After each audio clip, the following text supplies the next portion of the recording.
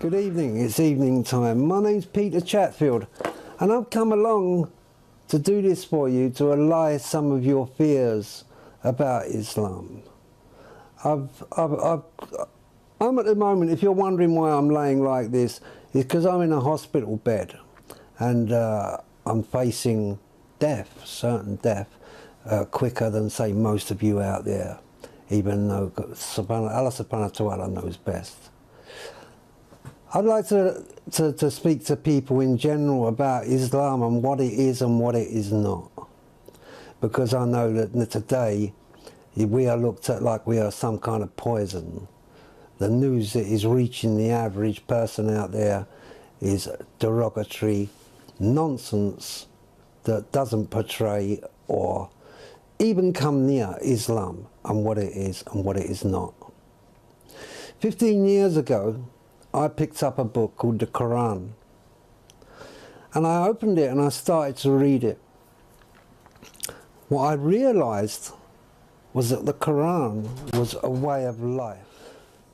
And I opened this book, the Quran, and what I noticed that was different about the Quran is that it was a system for life.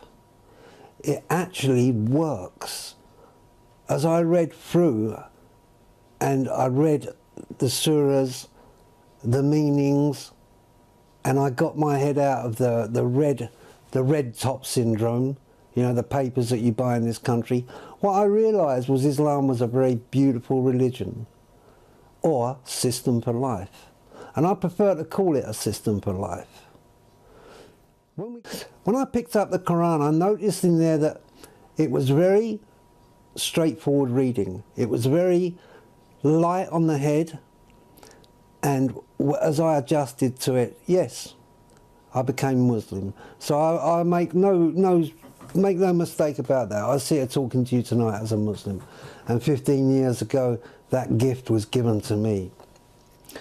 But I also realise a lot of people out there are waking up, and they're realising that Islam, coming through the right mouths, through the good people, is a wonderful religion, full of honour, dignity. One thing that I got from when I became Muslim was my honour, my dignity, my way of life changed. I started to look after myself. Very practical things. And that is how it reads, the Quran, a very practical book. There's no mystery about it. There's no burning bushes, there's nothing like that. We also believe in Jesus. A lot of you people out there don't know that we believe in Jesus as well. Time's getting on, as I said. You've been driven away from the truth. All of us have been driven away from the truth. By governments that look responsible, by people who think they know better, through false prophets coming up in front of us. Alcohol is killing many people every year. It's the great poison. It's killing so many people. It's over 1 million people a year are killed by alcohol and alcohol-related diseases. Islam offers another way. Islam offers another way.